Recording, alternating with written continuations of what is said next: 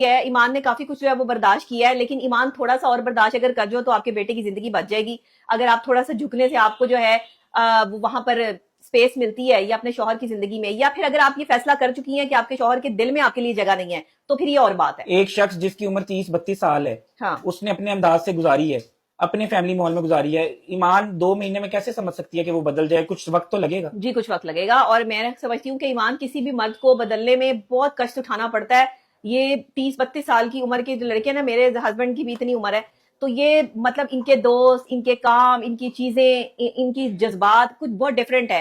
तो इनको ज़रा समझना थोड़ा-सा इनको डिफिकल्ट होता कंट्रोल है। नहीं किया जा सकता। कंट्रोल नहीं किया जा सकता, आप हाँ, इनको इनके हाल पे छोड़ दें जो ये कर रहे हैं, जैसे क्योंकि मैंने छोड़ नौजवान दिया है। हैं, एथलीट हैं, स्पोर्ट्समैन हैं, एनर्जेटिक हैं, एनर्जी नहीं, से भरपूर हैं। नौजवान तो हम भी हैं, लेकिन बात ये है कि हम थोड़े समझदार हैं। औरतें थोड़ी समझदार घरेलू एतबार से होती हैं कि वो घर बसाने के लिए जो है वो शौहर को जो है वो इज्जत भी दे रही होती है, ये सब है कि कुछ कर रही होती हैं। तरीके से अगर अच्छी तरबियत हुई हो हाँ, अच्छी और तरबियत अच्छी हुई हो। परवरिश हुई हो, हाँ, तो वो चाहे नौजवान हो, चाहे जितना भी एनर्जेटिक हो, वो उसको पता है कि ये गलत काम है, ये नहीं करना। नहीं करना, बिल्कुल ऐसे ही।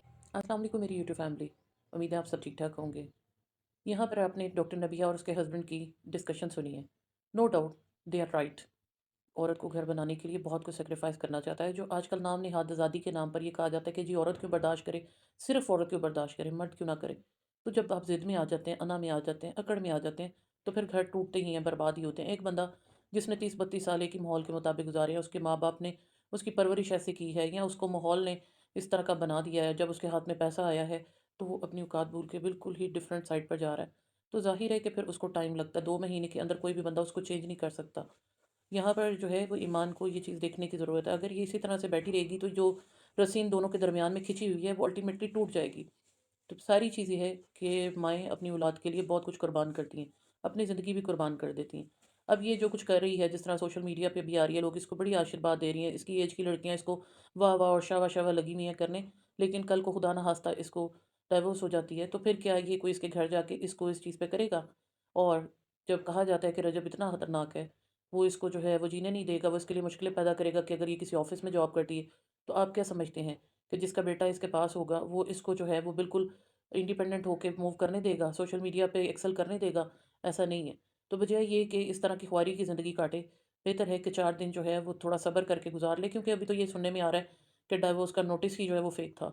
प्रॉपर एक वो ज़िला कौंसल और तहसील कौंसल पता नहीं कौन-सा है प्रॉपर ऑफ़िस जिसके थ्रू ये जाता है, क्योंकि हर फ़िके का अपना-अपना हिसाब होता है। तो जब उसके अकॉर्डिंग नहीं गया और बस वर्बली है और व्हाट्सएप के थ्रू भेज दिया, तो उसकी कोई वैल्यू नहीं रहती। तो अभी भी ईमान को होश के नाखून लेने चाहिए। अगर इसने सोशल मीडिया पर खुद ही इस तरह बार-बार आना है और अपने आप को इस तरह से दिखाना है दुनिया को, तो फिर ज़ाहिर है कि जब रजब जो है वो पहले एस्टेब्लिश है, उसके साथ मिलकर फिर ये वही करे जो वो कर रहा है और बाकी दुनिया जो कर रही है। क्योंकि ये कोई पर्दे में तो बैठी नहीं हुई है, कोई छुप के तो बैठी नहीं हुई कि कहा जाए कि ये मीडिया पे आना नहीं चाहती। मीडिया का शौक भी है, फ़ेम का भी शौक है, पैसे का भी शौक है, तो फिर ठीक है उसके साथ ज़िंदगी गुज़ारे और उसको अपने मुताबिक ढाले।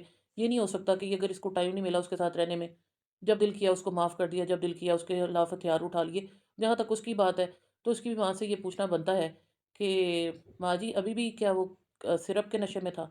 2 दिन पहले जो वो बैठ के लाइव पे कर रहा था, कोई खुदा का खौफ करे। आप भी बेटी वाली हैं और बेटी की भी आगे बेटी है, फिर कहते हैं उसका नाम लेते हैं, बेटी की अल्लाह ताला नसीब अच्छे करे, उस बच्ची को महफूज़ रखे। लेकिन जब आप किसी की बेटी के लिए खड्डा खोदेंगे, तो अल्टीमेटली आपकी अपनी तरफ भी वो चीज़ आती है। कितनी देर आप लोग इस तरह से कर लेंगे? अगर यही काम आपके साथ जवाद करे, उसकी फैमिली करे, फिर आप लोग क्या करेंगे? फिर किसकी माँ को जाके माँ कहेंगे?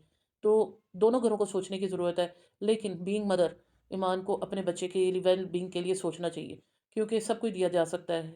माँ या बाप में से कोई एक रिश्ता मिसिंग हो, तो उसकी कमी कोई नहीं पूरी कर सकता।